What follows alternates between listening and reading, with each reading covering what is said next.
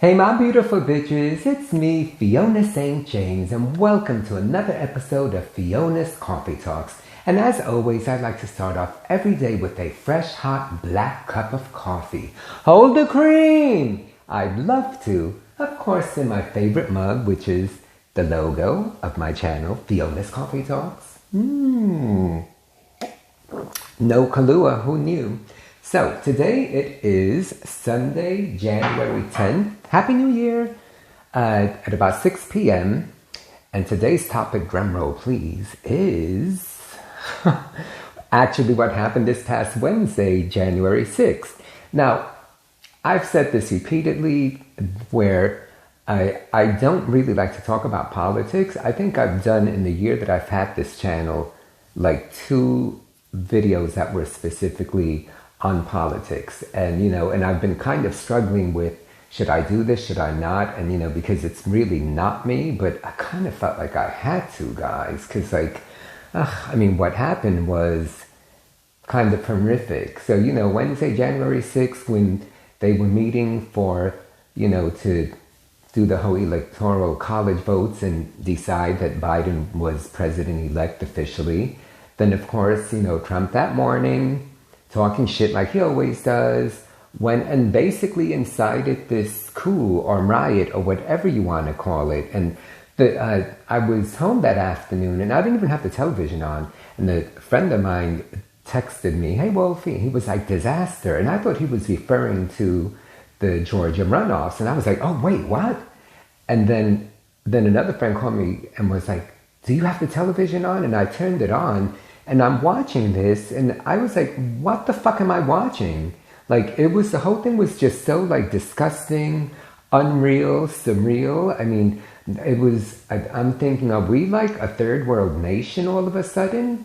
And, you can't help but think all of this is because Trump incited this. He did, because of everything that he said that morning. I mean, he basically told these bitches come and stop them from doing this because, obviously this delusional, demented, orange piece of shit still thinks that, he won this election. Because, remember, even months before the election, he was saying that if I lose, it's because of voter fraud. But, bitch, you lost because 7 million people more didn't want your ass. And, frankly, I'm surprised that he's gotten as many votes as he had because, he has to be the worst president ever. All the illegal shit that he's done, but yet he keeps getting away with all of this, which I really don't understand. Now, having said that, he's not the only one to blame. I also blame Giuliani. I blame Cruz. I blame Hawley. It's still mind-boggling to me also that when they went back after all of those people were removed, that there was still some Republicans who, voted to not have the votes go through. Like how? Are you people still really thinking that he won? Because newsflash, the bitch didn't. But I think there's more to it than meets the eye because it still baffles me that all of those people showed up. They knew that these people were going to show up, so why weren't they better equipped? To have police there, have the National Guard there, because this man basically told them, show up and stop this. And so they knew something was going to happen, but yet it's almost like that people on the inside knew that was going to happen and sort of let it. Because let's keep it real. If it would have been that there was a protest for Black Lives Matters or anything else, or anything like that, believe me, there would have been so much reinforcement there to not let anyone in. So to see the massive amounts of people actually in the US Capitol building, I was like, how the fuck did they even get in there? Well, you know what? If, like I said before, if it was Black Lives Matters, that would have never happened. They would have never even gotten anywhere near the stairs, let alone inside the building. So that, my dears, is called white privilege. So I guess they figured, well, it's who's going to show up to support Trump. By and large, his supporters are white. I'm sure there are people of color and Hispanics, which I don't understand. Because I've always said, if you're anything other than a rich white man, I don't know why you would even think that this man is anything other than disgusting, pointless, idiotic, has no clue what he's doing or saying, narcissist, sociopath, all of the above. But so I don't even understand that. But and then I think of the people that actually showed up, his supporters. Okay, so if he told you to jump off a cliff, are you going to do that? Because these people showed up, barged their way in. Like, what did you think you were going to accomplish by doing that? So you're going to get in the building, you're going to potentially stop the process momentarily, because then your asses are going to be removed, and then they're going to continue, and the end result is going to be what it's going to be, which is Biden is the winner. Biden is going to be our new president. So, like, even the mentality of these people that showed up, I just don't understand. Like, what did they think they were going to accomplish? And then, come on, how stupid can you be? You're going to show up, steal shit, take selfies, and now all of a sudden all of these people are getting arrested, justifiably so, and they all showed up in the name of, them wanting their freedom and blah. Well, bitch, you ain't free now, because now your stupid ass is going to end up in jail. Say hi to your husband Bubba for me. And then, not only that, but then like a handful of people died. 4, 5, I believe they're saying. Although then they were saying that, well, maybe it's only 4. I don't know. But of the people that died, there was one that was not part of the group that showed up. So then, like, I always feel bad when you hear that tragedy happens, but it's almost sort of like, how bad can I feel? Because why did you show up anyway? What did you think was going to happen with you showing up? And then, so I blame Trump for that, because he incited this, and now people showed up, now there are deaths. So, he has blood on his hands, the same way he did with this when this pandemic started, and he was calling it a hoax and didn't do shit about it. And how many deaths later, and a year later, almost a year later, we're still dealing with it. So I don't really understand the mentality of that. And, these people I guess there are some people that are so fanatical and so into him that they believe any and everything that he says.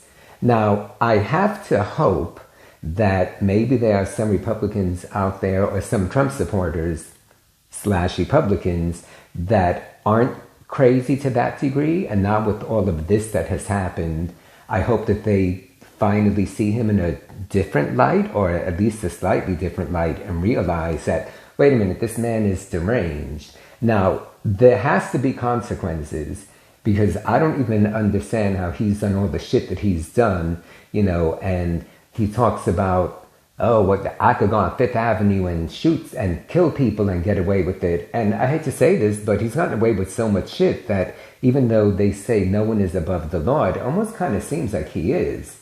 Now, I know they're saying that this week they're going to give him a few days, and they're expecting him to resign. He ain't going to resign.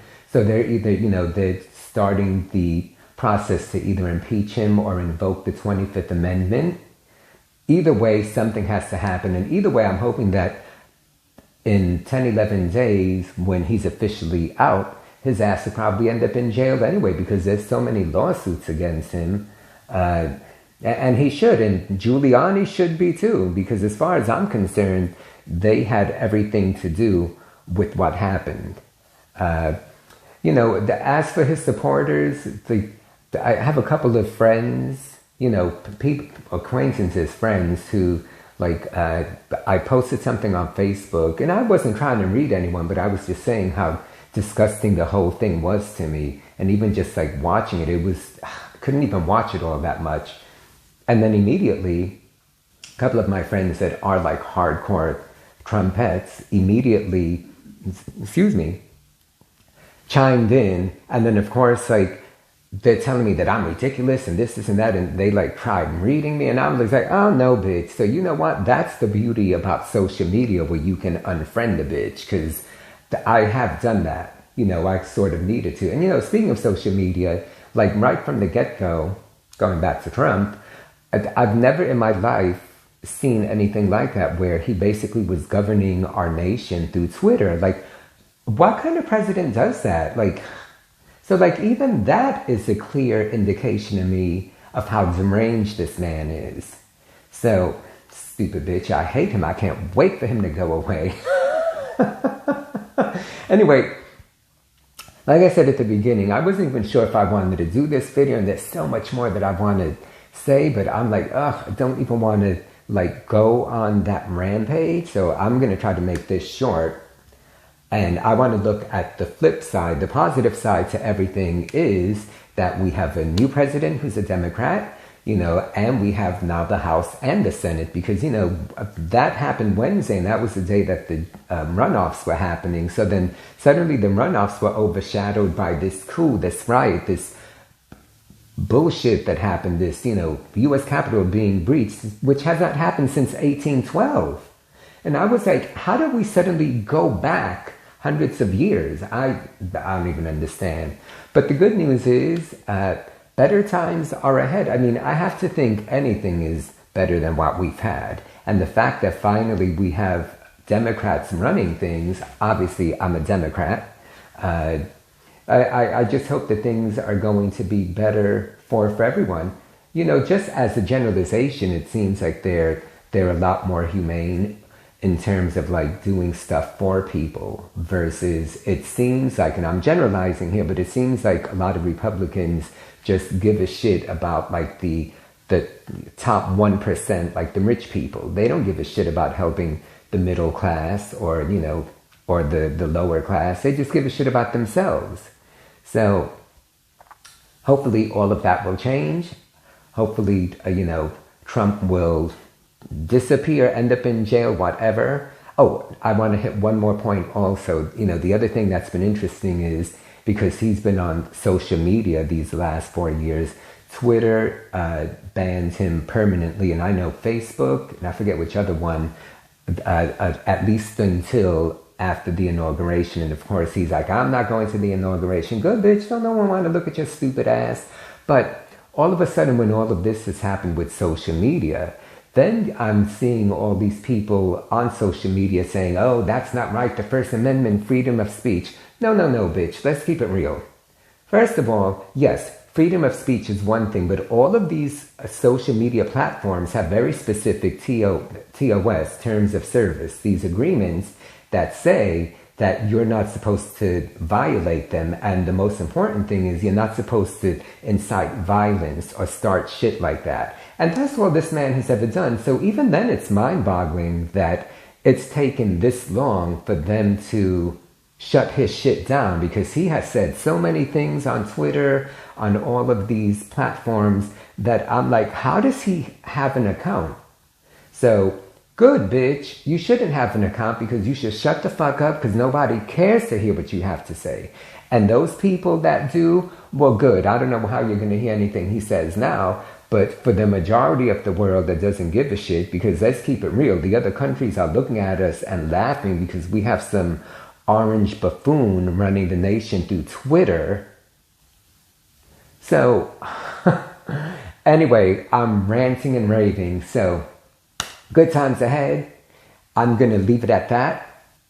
Things are going to look better, and now we're getting, hopefully, you know, the vaccination will bring an end to all of that. That's a whole other topic. We're not even going to get into that, but I'm going to leave it at that. And thank you for being here with me, for indulging, and for tuning in and letting me say what I have to say. And I promise I'm not going to do any more videos on politics. At least I hope not, because it's really kind of not my thing. It goes against what I think my channel is about and really what I'm about. I always just hate talking politics, because I just think it causes, you know, too much conflict. Like, honestly, the couple of friends that I unfriended, and one in particular who really came at me even after that, like, sent me a text, and I was like, dude, what?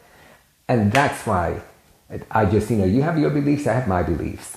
But this happened, and I felt like I really needed to do this. So, thank you. All right, guys. I will see you soon. Love you. Bye.